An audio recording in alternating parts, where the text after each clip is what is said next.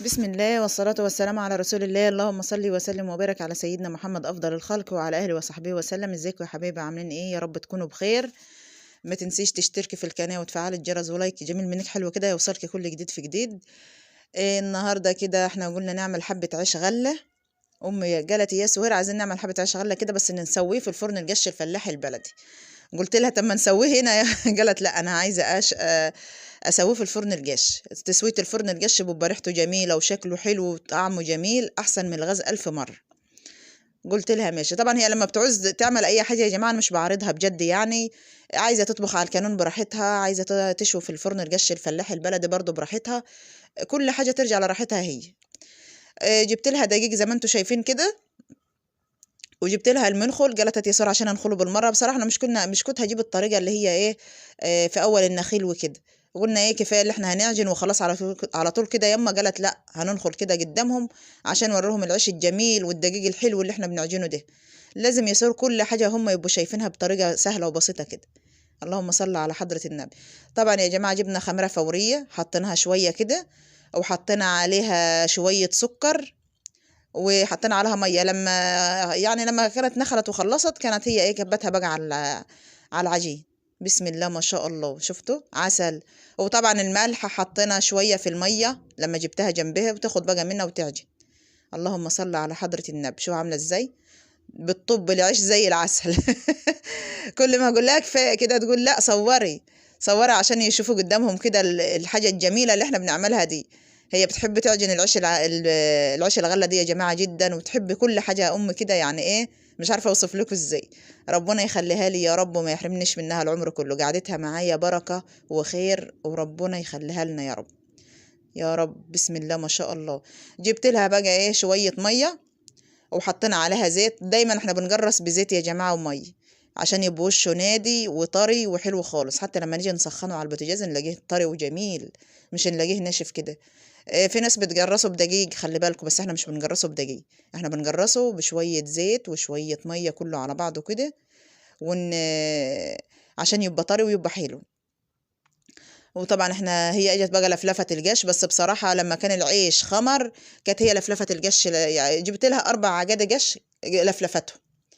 قالت يا سور هاتي نخبز اللي نخبزه والباقي يفيض نشوي منه سمك نعمل اي حاجه. قلت لها ماشي يم. لما كان العيش خلصت عجين يعني ونزلت تحت لفلفت. لما كانت خلصت لفلفه كان العجين خمر. جبت لها بقى، هي جرست هنا برضو، جت هاتي عند الفرن نهوت. وقلت لها انا اجي اقعد بقى معاها كده ايه عشان ربنا يسهلها من عنده. ايد على ايد رحمه وبتساعدها في كل حاجه. يعني هي تقعد كده عند الفرن وانا بحول لها الحاجات حواليها اي حاجه. يعني هي ايه مش تنفع اللي هي تشتغل لوحدها. هي مش تنفع اصلا هي تقعد لوحدها كده وتعمل اي حاجه لوحدها. قالت لي تعالي يا ساره. طب قلت ماشي. بصراحه كان العيش جميل جدا زي ما انتم شايفين كده، وريحته تحفه وروعه روعه كده. اللهم صل على حضره النبي. طبعا انا برح لها وبحط رد على المطرحه واحط عليه الرغيف عشان ما يلزقش. قالت لي يا ساره ان انت طايله عمليه، المهم تساعديني وتقعدي معايا ما تسيبينيش قاعده لوحدي.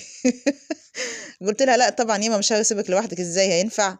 جت ايوه شوف انت عايزه تعملي ايه معايا اعمليه، عايزه تناوليني كده، عايزه تلمي يعني تجيبي اي حاجه كده حوالي. المهم إيه نبقى احنا الاتنين قاعدين سوا، ما تسيبنيش وتطلعي فوق.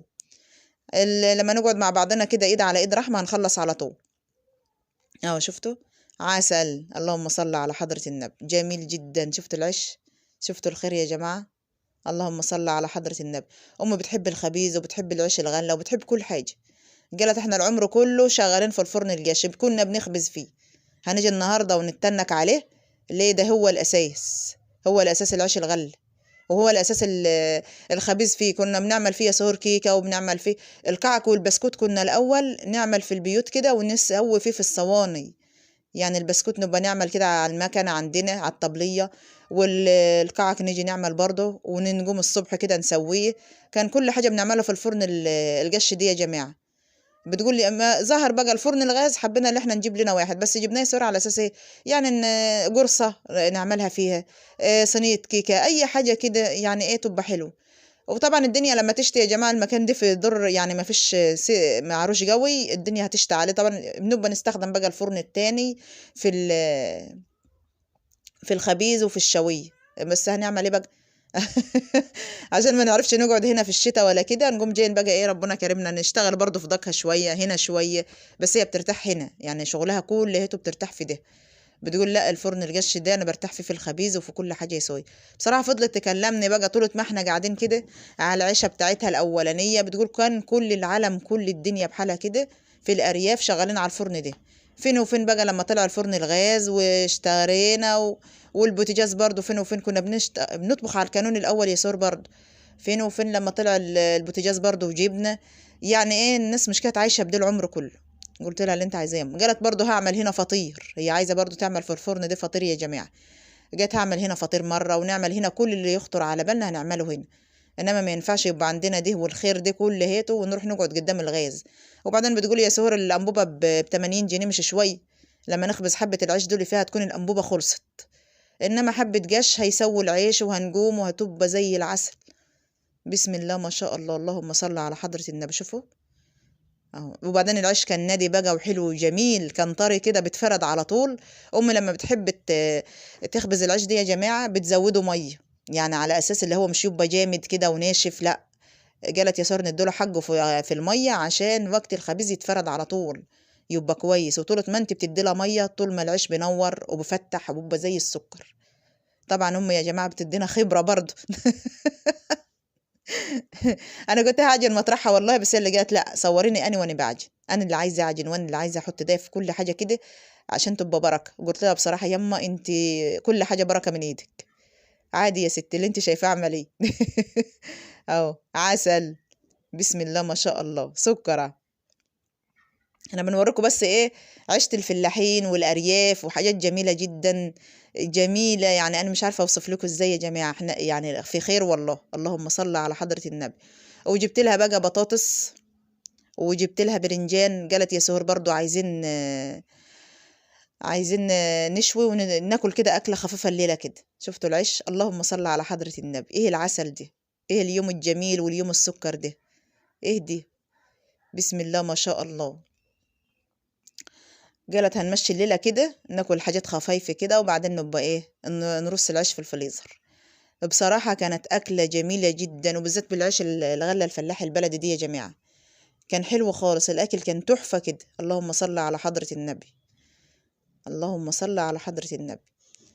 دايما بنصلي بحضرة النبي ربنا يفكها من عنده كده ويرضينا، امين يا رب العالمين. اللهم صل على حضرة النبي.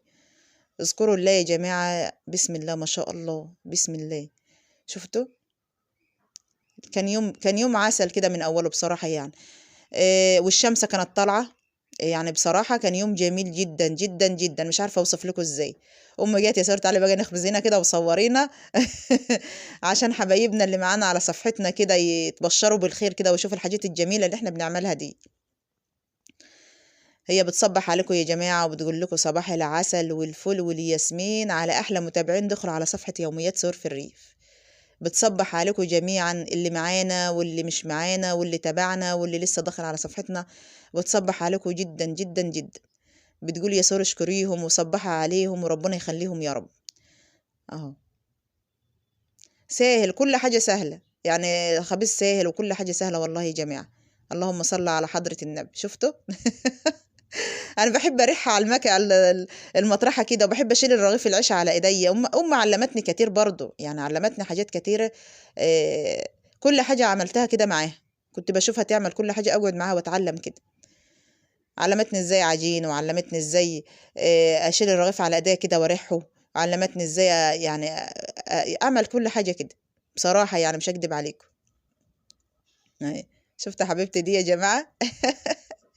عسل. اهي جاي عايزة تاكل.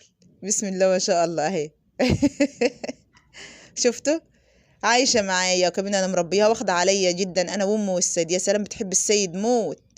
ساعة ما تشوف السيد كده جاي من الشغل وتروح يا سلام ايه دي. سبحان الله. السيد يقول لها ده عارفاني الحيوان عارفني. قلت له قال ايه يا سيد ده ناقص عليها الكلام بس. هي روح مخلوقة واحنا روح مخلوقين برضه. ايه اللي حصل يعني، ناقص عليها الكلام وتبقى بني ادمه وتبقى. سبحان الخالق يا رب. شوفوا لو انا رحت فين ورا، يعني هي كانت فوق على السطح واجت لقت البيبان مقفوله فوق وانا فاتحه الباب ده على اساس يعني ايه لو نزلت تيجي علينا تحت كده. اجت. أم تقول ادها تاكل يسوي، ادها عيش يسوي. والحاجة دي يا جماعة والله حوالينا القطط وحوالينا كل حاجة، براضي أي حاجة، براضيهم. ربنا يرضينا يا رب، يا رب ربنا يرضينا كده. بسم الله ما شاء الله.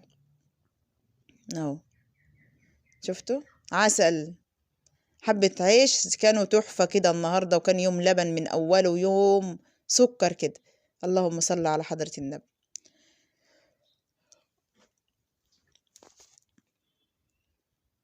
نعم. اجا السيد بقى على سهوة كده، لقينا بنخبز. ايه يا ولاد بتعملوا ايه؟ قلنا له بنخبز يا سيد. قال ما هي ريحة العيش جميلة جدا. قلت هو اي حاجة يا سيد بتتعمل في الفرن القش الفلاح البلدي دي بيبقى يوم لبن من اوله، وبتبقى ريحته جميلة وتحفة. قال والله يما انا بابا جاي كده من على اول الشارع لقي الريحة جميلة خالص يعني. ايه الريحة الحلوة دي؟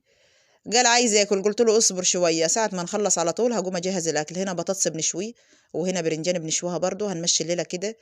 وايه بصراحه احنا لما كنا خلصنا كان هو بيجهز في الاكل. قال خلاص انا جاهز لما انتوا تيجوا. قلت له ماشي، شوف انت عايز ايه وتعالى يلا عشان ناكل. اهو الخبيز دي طبعا يا جماعه يعني ايه، احنا بدأنا كده الخبيز ده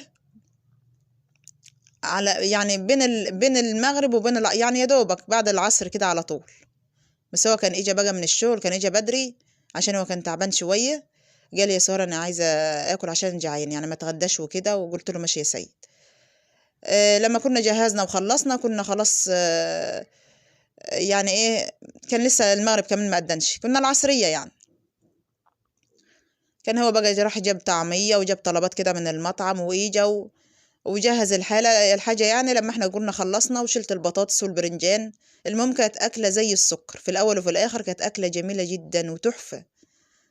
اهو شفتوا الرح. انا مبسوطه جدا وانا برح كده، ببقى فرحانه يعني، ببقى فرحانه بطريقه رهيبه يعني. اي امي بقى تقول لي حلو كده وقعدي معايا شفتي، يعني ربنا بيسهلها على طول يا سوير. طول ما انت معايا كده ربنا بيسهلها على طول، ايد على ايد رحمه. تعملي معايا حاجه، تشيلي معايا حاجه، ما ينفعش ان انت تسيبيني وتطلعي يعني. قلت لها لا يما. وبعد ما خلصنا طبعا لمينا العيش وطلعت وكنست المكان يعني. المهم هي طلعنا من هنا كنت منظفه المكان، ليه الجو كان مغير حاله، وقلت اكيد الدنيا هتمطر، ما ينفعش ان انا اسيب القش مفرود وما ينفعش اسيب المكان كده. لميت كله اتلم. بس بصراحه ما صورتش الروتين يعني ايه، قلت كفايه علينا خبيز العيش عشان نقوم على طول. ما هو السيد عايز ياكل، وفين وفين لما نستناه كده قال لا تعالوا ناكل الاول وبعدين بنزل. قلت له لا انا هلم كل حاجه لما تكون انت جهزت يا سيد. قال لي ماشي. شفتوا العيش؟ اللهم صل على النبي. شوفوا. جميل جدا. ايه التحفه دي يا وليه؟ ايه الخير الجميل ده؟ اللهم صل على حضره النبي. بسم الله ما شاء الله. اهو شفتوا انا بحب اريح موت، يعني بحب حاجات كتيره جوه في الخبيز ده. عندي اللي احنا نخبز ونعمل كل حاجه وما اعملش حاجه تانية بصراحه يعني. بسم الله ما شاء الله. اه واللفلفه بقى مساعده امي يعني ايه، على طول بتقول يا ساره انا كنت بقول لها مش تلفلفي حاجه، قالت لا اللفلفه عشان ازرق اللفلفه على طول، بدل ما لسه هلفلف ولسه موال طويل، لا كده احسن. اهي انا بفردها لها شويه يا جماعه، هي اللي بتقول كده، مش بتخلينا اللي انا ايه افرده زياده عن. قالت لي لا سيبيني انا في الاخر كده اعيد عليه، بس انت افردي لي كده ايه على قد ما انت عايزه يعني. اللهم صل على حضره النبي. اهو شفتوا العيش كده احنا خلصنا اهوت.